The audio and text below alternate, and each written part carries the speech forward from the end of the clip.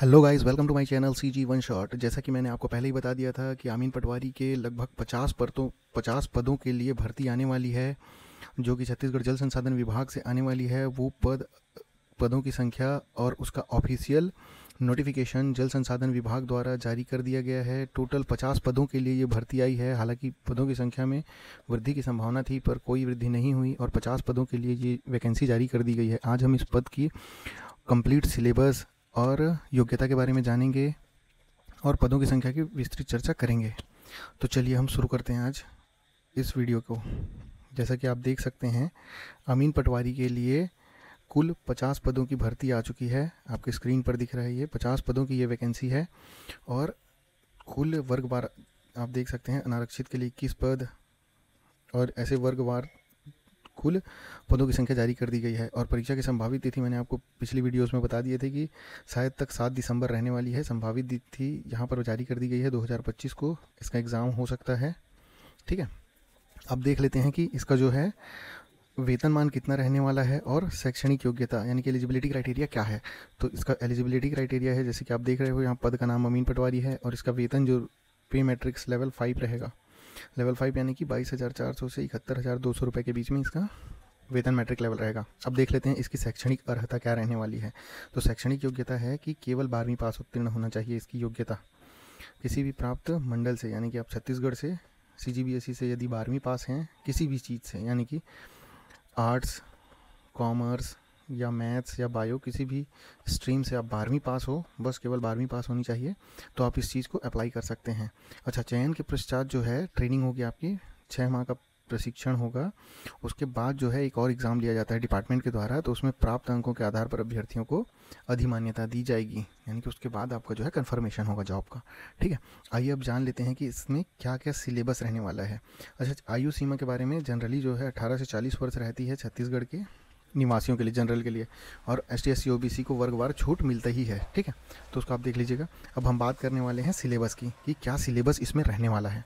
तो जैसा कि नया सिलेबस इसका आ चुका है, आप देख सकते हो कि पहले जो एग्ज़ाम हुआ था वो 150 नंबर का होता था और अब जो एग्ज़ाम हुआ है वो 100 नंबर का कर दिया गया है। और एग्ज़ाम के घंटे भी 2 घंटे कर दिए गए हैं। तो 2 घंटे का एग्ज़ाम होगा और टोटल मार्क्स जो है 100 नंबर के होने वाले हैं।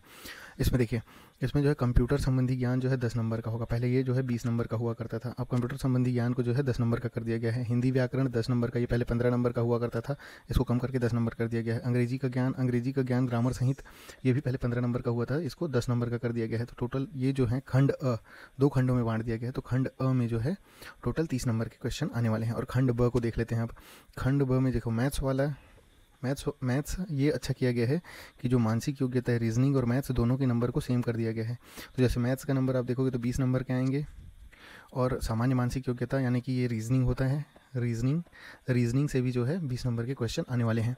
और सामान्य ज्ञान, जनरल GK, उसके लिए जो है 30 नंबर के क्वेश्चन आने वाले हैं। तो 70 नंबर का ये हो जाएगा पार्ट बी और 30 नंबर का वो हो जाएगा पार्ट ए। तो ये दोनों मिला करके 70 + 30 टोटल 100 नंबर का पेपर होने वाला है। अच्छा, अब इन सब के लिए मैं आपको कुछ बुक्स सजेस्ट कर देता हूँ। जैसे लूसेंट के लिए, जैसे कि कंप्यूटर संबंधी ज्ञान है, उसके लिए लूसेंट का बुक आपके लिए सफिशियंट रहेगा। लूसेंट का बुक पढ़ सकते हो। और हिंदी के लिए आप कोई भी लोकल पब्लिकेशन का पढ़ सकते हो, या फिर हीरालाल काव्य उपाध्याय की बुक आती है वो आप पढ़ सकते हो। अंग्रेजी के लिए मैं आपको बोलूँगा कि लूसेंट का बुक पर्याप्त है, आप लूसेंट के बुक से इंग्लिश जो है पर्याप्त मात्रा में पढ़ सकते हो।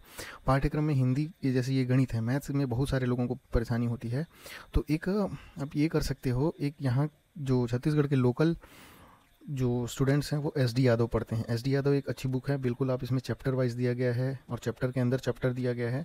और इसके साथ में आप आर्यभट्ट एकेडमी के पूर्व के प्रश्नों का जो होता है ना संग्रहण, वो पिछले वर्षों में व्यापम से पूछे गए सभी प्रश्नों और CGPSC में पूछे गए सभी प्रश्नों मैथ्स के, उसका जो है सॉल्यूशन देता है, तो आप उसको पढ़ लीजिएगा। सेम मानसिक योग्यता के लिए भी एक बुक आती है, सामान्य मानसिक योग्यता या रीजनिंग के लिए, इसके लिए जो होती है एक दीपक कुमार की बुक आती है रीजनिंग की, दीपक कुमार की रीजनिंग की बुक आती है।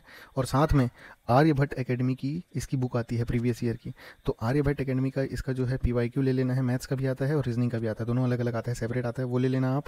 और जो है रीजनिंग के लिए दीपक कुमार की बुक फॉलो कर लेना और गणित के लिए SD यादव की बुक फॉलो कर लेना, इससे ज़्यादा की ज़रूरत नहीं है आपको। और सामान्य ज्ञान के लिए, जो सामान्य ज्ञान का अच्छा वेटेज है, ये 30 नंबर का आने वाला है, तो इसके लिए आप ल्यूसेंट की बुक फॉलो कर सकते हो, या फिर प्रतियोगिता सारांश ये ट्यूटोरियल द्वारा निकाला जाता है।